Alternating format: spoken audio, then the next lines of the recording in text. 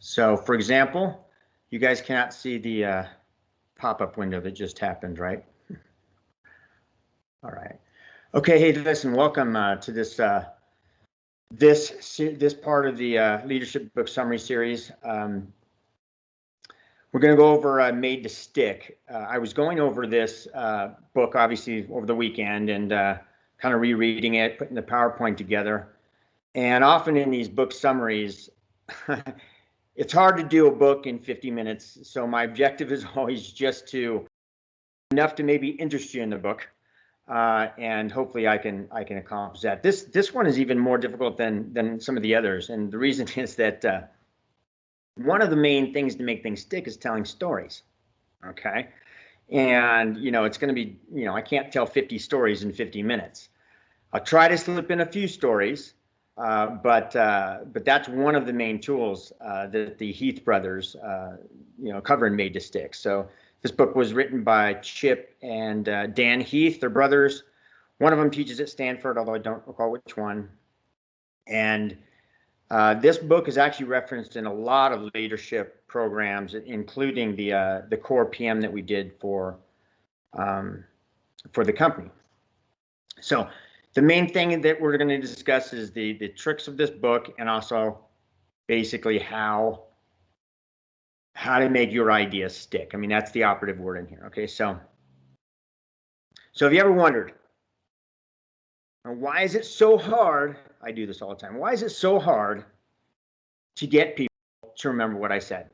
And when you know if they remembered or did they hear you? What do? You usually repeat yourself over and over again. And I know I do that, Trudy. So let me tell you a story.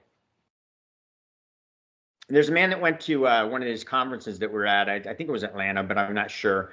It was either ASE or DBIA, but he, when we were going out and I actually don't know the guy, but he got asked by a young woman that quite attractive young woman that she wanted to buy him a drink. I mean, especially for an engineer, that surprised the hell out of him.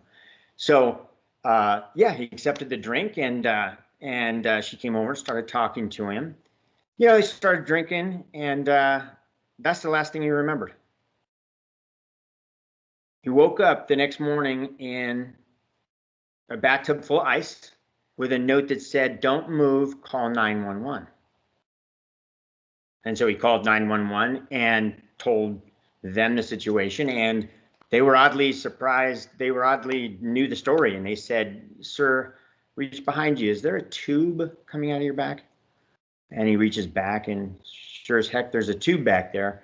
And she said, "You have become a victim of a kidney heist group. They've stolen one of your kidneys. Please stay there, and we are sending the authorities and an ambulance." So I'm sure some of you have heard that story. That's one of the main urban legends that we've gone around the last 20 years, and it is sticky. People remember that, and why do they remember it? Look at these urban legends. You've all heard these: the Kentucky Fried Rat, Coca-Cola rots your bones, flashlights. If you flash your flashlights at a oncoming car that doesn't have its headlights on, gang members will turn around and they'll kill you. The Great Wall of China, it's the only man-made item that can be seen from space. All of these are false, every one of them. The Great Wall of China, it's long, but it's not very wide. If you could see that from space, you could see any of our freeways. You only use 10% of your brain. I mean, that's ridiculous. These are all, but they stick. So why do those stick? And how can you use some of the craziness and the ideas from here to make your message sticky? And the Heath brothers thought, and they ripped these apart, and they said, okay, what makes these ideas stick? They came up with these 6 principles. Okay, so these 6 principles are simplicity, unexpectedness, concrete. If you can see, all of those urban legends had these. They were pretty simple. Unexpected, they were certainly unexpected. Each one of them, you didn't think that was going to happen. They're concrete. and they're certainly emotional, and they're a story. And so how do we tell stories that are actually true and make it stick in people's mind? And we can do that if we use this. It's the acronym they came up with was success. They admit that's a little corny, but that's the acronym they came up with was success. And so these are the 6 principles. If you can do this, your message will forever be in people's memories. That would be awesome, right? So there is one villain. There is one problem, one villain in this. And they go over this. They say, and those of you that have had the core PM remember us talking about this. It is called the curse of knowledge. And I am so guilty of this. The curse of knowledge. Let's play a game. I'll explain what the curse of knowledge is. Well, I'll tell you what it is first, and then we'll play this game. The curse of knowledge is basically thinking that other people know what you know. That's it. So we talk and we use an acronym like the Navy, or we do, and we think people are, and if they don't, there's this, they won't remember because they're spinning around their head trying to figure out what you're talking about. So they're actually not listening to you. So that's, if we can get over this curse now, and there's a little game. Those that did the core PM, please do not chat in on this because we're going to play a game here, all right? So does anyone want to do some tapping? All right. So listen, please use your chat, and I'm going to try to see if I can see the chats that come in. All right, I opened my chat. All right, please use, I'm going to tap a song. And whoever recognizes this song, chat it in, please. Okay, and any those of you that had core PM, you can't chat in. Although I don't know if we did this song right. Are you guys all ready? Wait, can you hear that? You guys can hear that, right? All right, so I'm going to tap a song.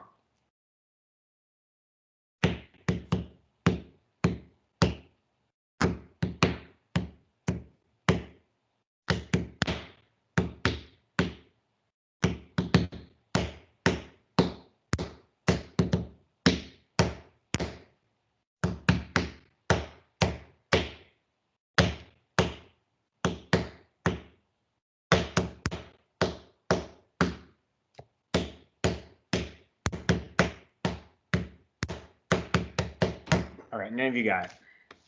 Nobody knows what that was? Here's the curse of knowledge, is that I was doing, the Star Spangled Banner. You all know the Star Spangled Banner, but the problem is I was tapping it, and that's all I heard was a song. I heard the tune, I heard everything in that song by that ridiculous tapping. And you didn't get it. And that's because the curse of knowledge, I had the knowledge of what the song was and you didn't. And so the curse of knowledge is that you can't unlearn something. You know something, and my gap is usually when I'm speaking to younger engineers, and I think that they know what I learned. You know, there's 5 years out of college or whatever, and I'm significantly more than that.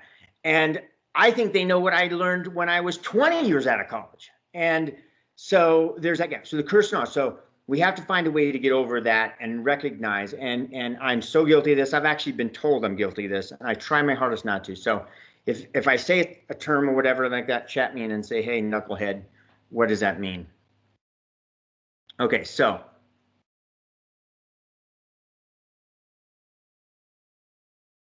all right, so you can see that. Okay, so let's get into it.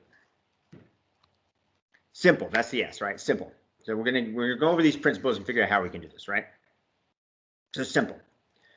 Okay, to do this, you have to avoid burying the lead. Okay, so what the heck does that mean? I'll give you some examples. Is that baseball? If you ever read a sports page, read an article on a baseball game from yesterday.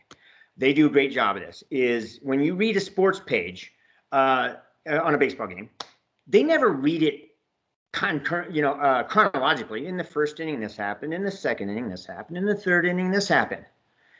They jump right to the beginning. They say the game was won basically in the 6th inning with a grand slam. They start right out with that. And then, so that's their lead. You know, the Padres won. Although that probably wouldn't be the lead. The Padres lost. No. And so then later in the article, they say, and in the first inning, this happened and these happened. So, but we tend to say things chronologically. And Trudy and some of the people like Ryan and Scott, you remember, I didn't tell them this, but we worked hard on not bearing the lead. We had to show innovative ideas. And our first dry runs, it was like we said on projects, we did this, this, this, and this. No. That's not what we do. Jump right out with, we decided to do rainwater harvesting and it saved millions of dollars. Jump right out there. And then you can give details. But especially engineers, we think analytically and we think chronologically and we tell stories that way. And we lose people and they don't remember. Other examples of this are the military. This came out with avoiding is the military when they were giving coding, like in World War II. For those of you that worked on some of our military projects, you're familiar with BLUF, BLUF, right?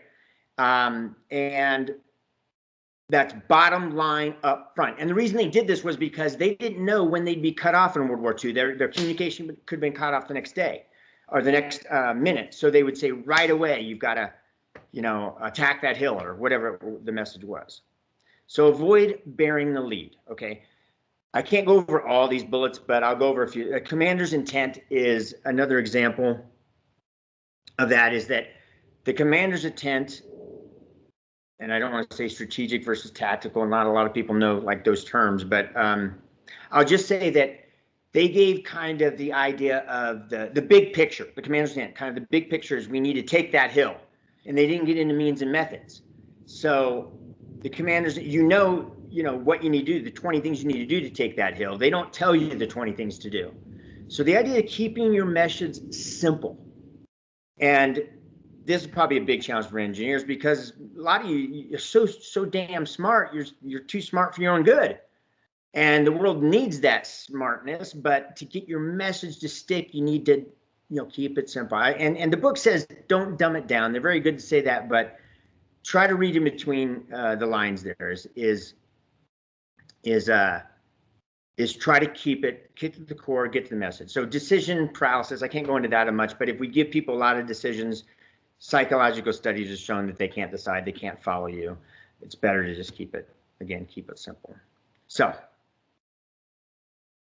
how do you find your core? So we've discussed that you need to come out with your core. So how the heck do you find your core? Here's some examples of how to find your core, okay? Some examples right here, and a few of you will relate to this probably. Southwest Airlines. They came up with their core. We are the low-fare airline, okay? And over the years, they've had these process improvement gurus, these people come in and consult with them. You know what people want really? They want a Greek salad, or they really want assigned seats. They don't want, and every time, is it Keller? Every time the CEO said, after they did their pitch, they said, what you're telling me is good, but will it make us the low-fare airline? And if the answer was no, they didn't do it. So they actually went almost out of their way. Well, I wouldn't say out of their way. They made executive decisions not to give the customers what they really wanted if it didn't follow their core. The next example is the Clinton election of '92. See, this is where I may lose some people because, some of you weren't very old in 1992. I was.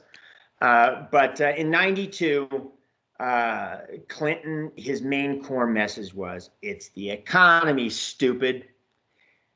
The point is on this one is that when they were, Clinton was a guru on healthcare. He had all these things, especially when Ross Perot was in there and he mixed up and was talking about healthcare, and Clinton wanted to talk about this, and this. And that gentleman, that's not Clinton, if you notice. Who knows? Can somebody chat me in? Does anybody know who that is right there? Who's that on? Is that? It's not Clinton. I didn't make a mistake. Carville. All right, James Carville. Right? He was the one that said, it's the economy, stupid. So he basically was telling Clinton, don't say this, this, or this. So that's so finding your core is easy, right? Not really. Why is it not easy? And you're going to relate to this, the engineers out there for sure, and planners probably aren't as guilty as this, is because addition by subtraction is hard. We want to say everything. We want to, give them all the details and give them all. Is finding your core is difficult, but one of the steps to do that is to just strip away, just start stripping away things that you want to say until you finally get to that core. You'll find out that core is remaining. So very difficult for me probably as well. That's why I'll go long. So, all right, so let's go to the next slide. We're going to go to the next. So unexpected. Okay, so SU, unexpected. This is actually one of my favorites, I'd say. I love doing this, and those of you that had me, where my students at SGSU are going to, I love this one, and I like to give items that are counterintuitive. I love doing this. I talk to is the unexpected, because people are surprised, and when they're surprised, it gets their attention, and they want to know. And it's, wait a minute, that's not what I thought. That alone helps them remember. And then if you can slip something in there unexpected, it's not, don't be boring. Think what is what people would not think, and then come up with that. There's a lot of them out there, and I find them all the time. And if you get that, you got their interest, and with interest, it keeps their attention. How does it do that? How does it keep their attention? It's something called the gap theory of curiosity. Okay, so how do you use this gap theory of curiosity? Well, if you do it, you'll see the surprised brow. You look, see Spock over there. He looks pretty interested, doesn't he? He looks pretty curious, doesn't he? Okay, so I'm going to give you something I learned totally unrelated to this book. It was when I was trying to do speed reading. I read some books on speed reading. It didn't stick very well with me. I still read pretty slow, actually. But one trick did help me, and it'll give you a little example of this gap theory of curiosity. Is in order to speed up your reading, one of the methods was read the title of the chapter of the book. That's it. Just read the chapter title and then think about that chapter. What the heck does that chapter mean? Ask yourself just some questions. What the hell do they mean by that title?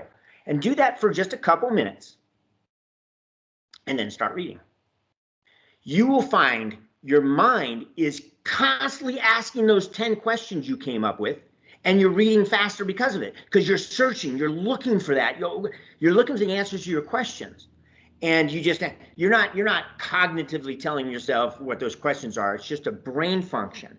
And so with that, if you can do that when you speak, if you give them little I like to say teasers, and I do this is if you're doing presenting, give somebody a little teaser, like say, like, hey, Kevin's going to talk about the structural innovation we had in a few slides or something like that. Is just saying that, or just saying, Ryan's going to cover the project at the SEAL campus when he goes. What that does is it does what I just told you about reading the chapter. People that you're presenting to are going to, what's Ryan going to say? What's Trudy going to say? What's Kevin? They're thinking and they're curious, and they're not going to sleep on you. So use those little teasers, and so use something unexpected. I love to give you examples because they're not hard to find. I love finding these little tidbits of interesting things, and it really helps. It makes it more fun too, I think. And so if people are curious, they will listen and they'll remember. If you look at this information gap here, if you give them this and give them this, then all of a sudden in between, it's cognitive dissonance. People do not like cognitive. They don't like to have this to where they just don't know something. There's this gap in their understanding. Okay, so if you get something unexpected in there, then the next one is concrete. And no, not the concrete that we work with. So have the basis of your message be really concrete that people can understand. Okay, so what makes something concrete? Well, the simple way to do it is examine with your senses, then it's concrete. So if you can taste it, smell it, see it, then it's concrete. The problem is as engineers, we think more abstractly and more complexly, and that's part of our problem. You can see how there's this between the curse of knowledge and how damn smart we are, or how smart we think we are. It's very hard for people to remember what we said.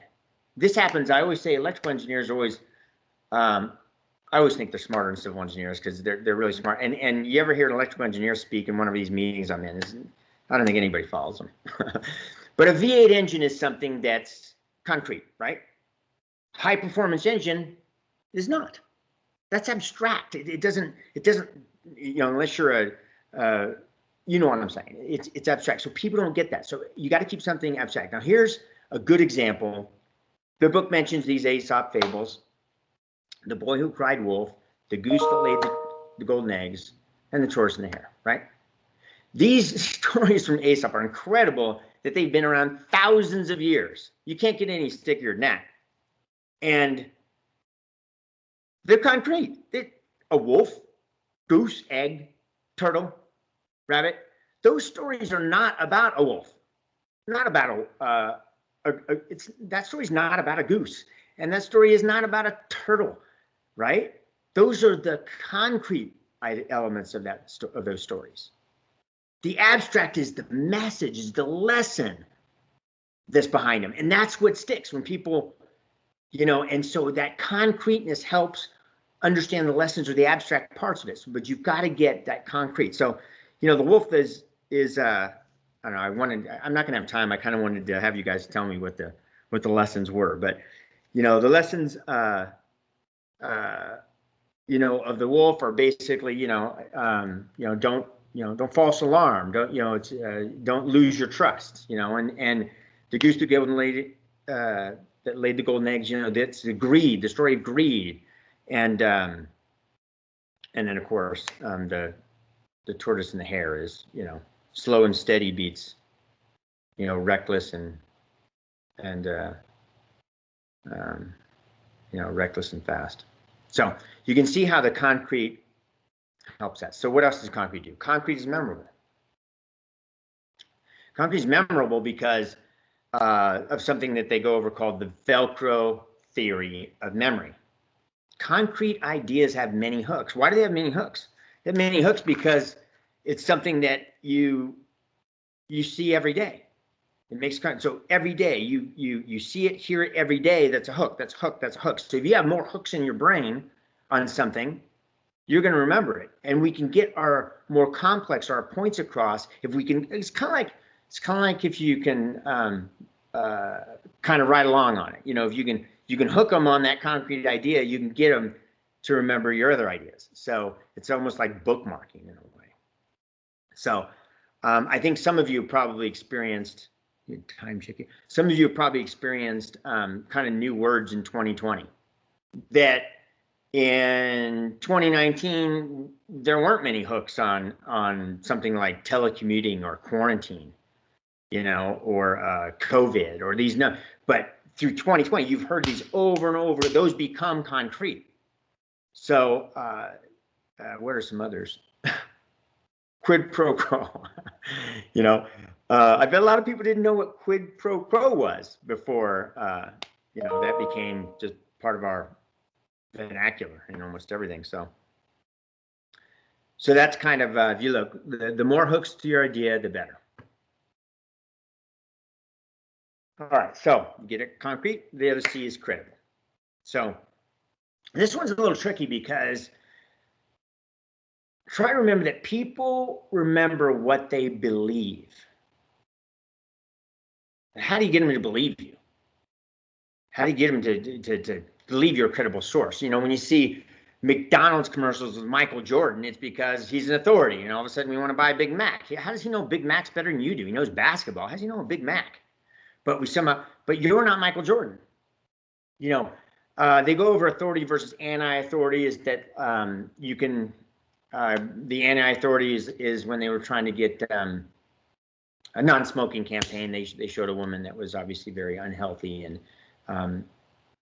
she's not Michael Jordan, but the anti-authority is people remember it because it's just so, she looks in such bad shape. She had a tracheotomy, and so this one is tricky as far as the power of details. Remember, not the details that confuse them like we spoke about earlier, but if you have a concrete idea, and they tell a story of a murder trial where a woman was they did, it was actually a moot court or something like that they were going through, and they told the story of the woman that she was taking care of her kids, and actually it was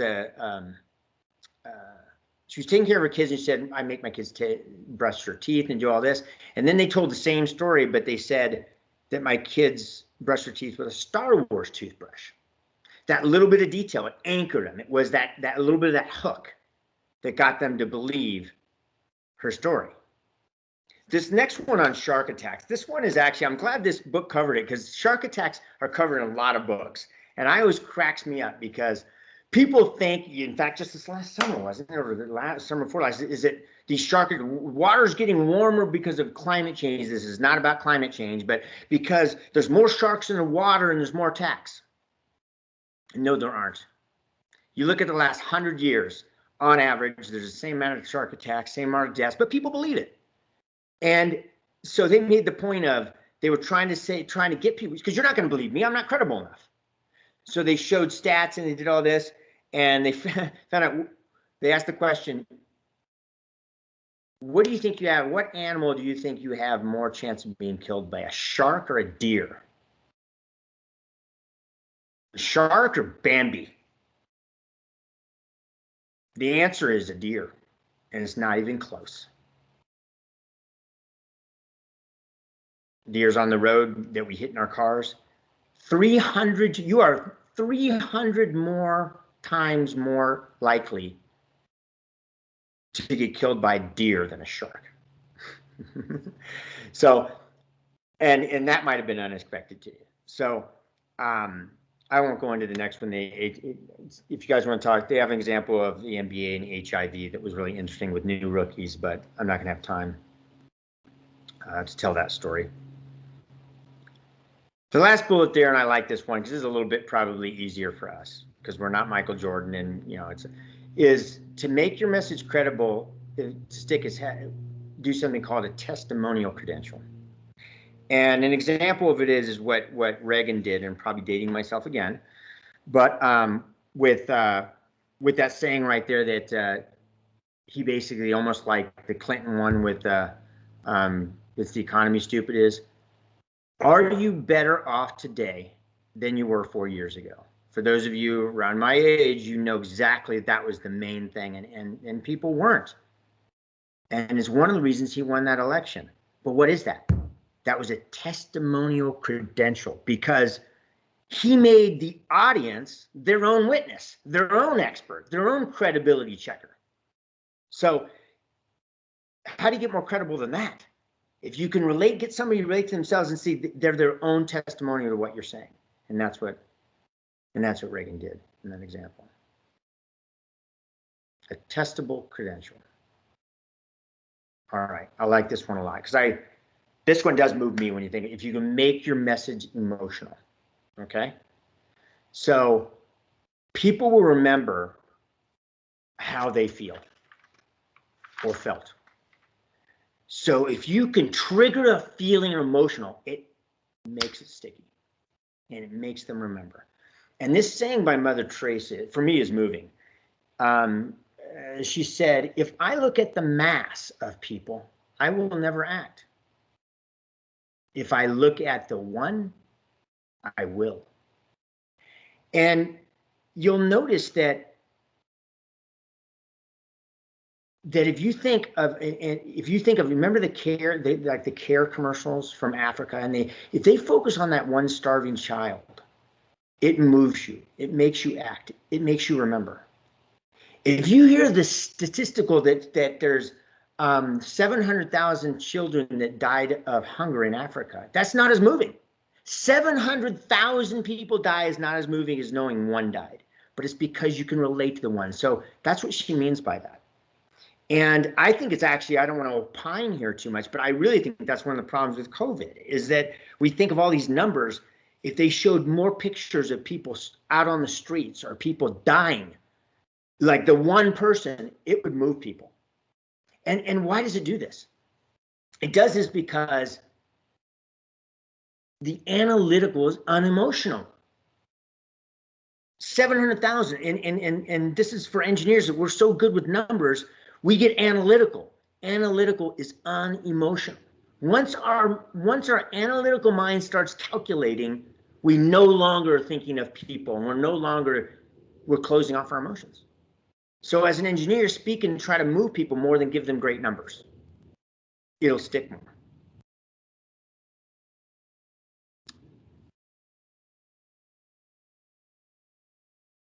The next bullet is just on what's in it for me or what's in it for you.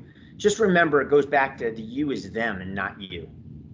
So, ask yourself, can you move them emotionally? If you can, though, remember. Here's a problem though. It takes an effort. Why does it take an effort? It takes an effort to know your audience. You have to get to know what moves them. And I tell people this all the time. You have to get to know them before they know you to know what moves them. So if you can get that, they'll connect with you and they'll remember you. And that as well is a little difficult for engineers. Okay, so other things on emotional is little items to be aware of. Okay, is avoid Maslow's basement. Now hopefully I won't lose too many people here. Most of you probably are familiar with Maslow's hierarchy of needs. If not, I'll probably be guilty of what this book tells you not to do, but the book does cover Maslow's hierarchy of needs. But here's the takeaway. The hierarchy of needs basically is the items on the bottom. Okay. The idea of Maslow's hierarchy of needs is that met needs no longer satisfy. Met needs no longer satisfy. So, are you satisfied with breathing right now? No, because you haven't. If you have a job right now, it's hard for you to understand and get emotional on people that don't have a job because you have a job. So the trick is to make sure that you have to know people, know where they are on Maslow's hierarchy of needs. And I'll give you an example of this, is that whenever you hear these debates on examples would be the comparing the dissatisfaction with the salaries that pro athletes get, that they're not happy. They make $5 million a year, but you know what? They think they deserve $9 million a year, and we think they're crazy. We think that's ridiculously greedy. It's not. Their hierarchy of needs as far as salary is way higher than ours.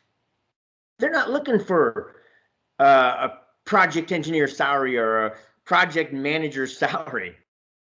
So the trick to making something emotional is making sure that you're talking, that you know where they are in their hierarchy of needs, not yours. And that's why I put in there, be careful not to project your biography. We tend to think through our biography. And that's not going to be emotional to people. It may be emotional to you, but it's not going to be emotional to them. So that's trying to work in Maslow's hierarchy of needs. Before I get off that, I talk about in total different presentations I do on Maslow's hierarchy of needs. But when I did it, if you look psychological, those are the ones that you need the most. The ones on the bottom you have to have. You need those. Those are the most important. And then you can move up to the longing, belonging, and self. And when I was doing this, I always thought, I came across this one right here. I thought it was funny. The highest need is Wi-Fi. And some of us probably working from home realize that. And I thought that was pretty funny until I saw this one. Battery, that's the most important need, So anyway, I thought that's some nerd humor there. But just one other example is this example they give of why study algebra. They had these teachers try to explain to students why they needed algebra. And the problem is they couldn't get out of Maslow's basement. They couldn't talk on the student's level. They certainly a teacher is not in the same place on Maslow's hierarchy of needs than a student, right? I mean, they're different parts of their life. And so they're trying to explain the need for algebra to these students, losing them because they're saying it's good for this, this, and this, and you'll be able to be an engineer. You're losing them when you're what are you, algebra 7th grade? When you're 11, you're not thinking of being a career professional. All this when you're 11. Not many of you. And so the guy that did it was that was the most successful was he basically got on the student's level, and this is pretty funny. He said, "You'll never need it." That's actually a little unexpected too. But it was emotional because he got on their level and he said, you study algebra because it helps you learn to learn. It helps you figure out complex equations that help you. So it's the equivalent to lifting weights. Is you don't lift weights because you think you're going to all of a sudden trip and somebody's going to put a barbell over your chest. You lift weights because you might want to help your mom with her groceries, or you might want to be able to hit a baseball farther, and that's why you lift weights. So you do algebra. So what he did was he got on the student's level, emotional level, and all of a sudden they realized the importance of algebra. All right, so we're wrapping this up. So stories.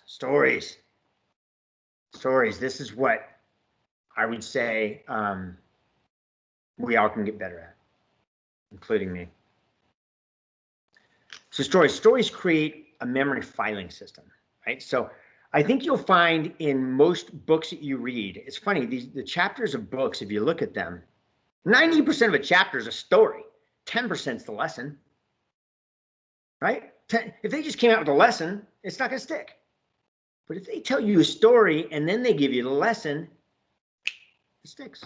You remember it. You've got a lot better chance to remember it. People remember stories more than lessons. They recall it. It's got hooks. Stories are like flight simulators, right? So if you tell a story, even though you're verbally telling it to them, they're actually visualizing themselves going through this story, right? When I told you that story in a bar or at a conference, I'm sure there's several you thought of yourself in the last conference you went to, right? So they help people visualize it. And going back to the sticky, it's Velcro. It helps create multiple hooks. That's what stories are able to do. So all become better storytellers.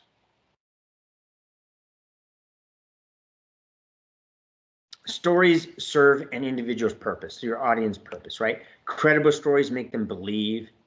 Emotional stories make them care. Look at David and Goliath over there. I mean, how the heck could he conquer that huge, Goliath? But y'all remember that story. If you've ever heard that story, you remember it. Story plots help people act. There's 3 types of plots. There's the challenge plot, the connection plot, the creativity plot. The challenge plot, I mean, that's you can do it. You hear the David and Goliath and you think to yourself, you can do it. I mean, would you believe that you could do something that people were telling you that you couldn't do? It'll be a self-fulfilling prophecy, The connection plot, the creativity plot. I mean, an apple falling on Newton's head. You all know that story. It stuck. But come on, really? Do you really think Newton had an apple land on his head? But it stuck. And hopefully maybe inspired you. So what is stuck for you in this? Can you make your message sticky? Can you keep it simple? Can you get something in there that's unexpected? Keep it concrete. Find a way to make it credible, if not by your own experience or expertise, by maybe their experiences, make it credible. Can you get it to be emotional? Very, very, very tough for left-brained, highly technical people to make an emotion. Can you make it? Can you tell a story? If you can do these 6 principles, why do you think these 6 principles will work? Put my notes here.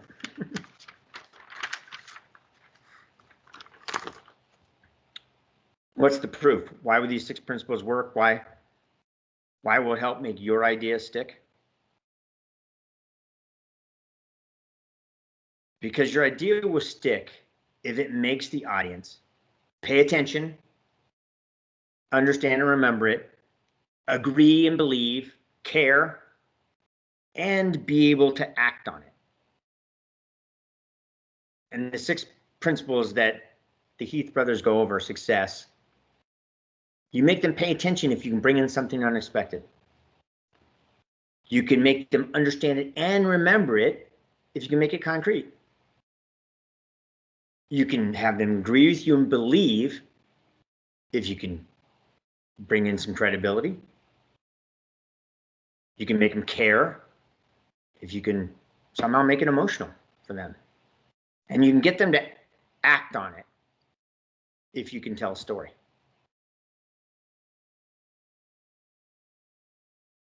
And the Heath brothers and I hope something here stuck. There they are.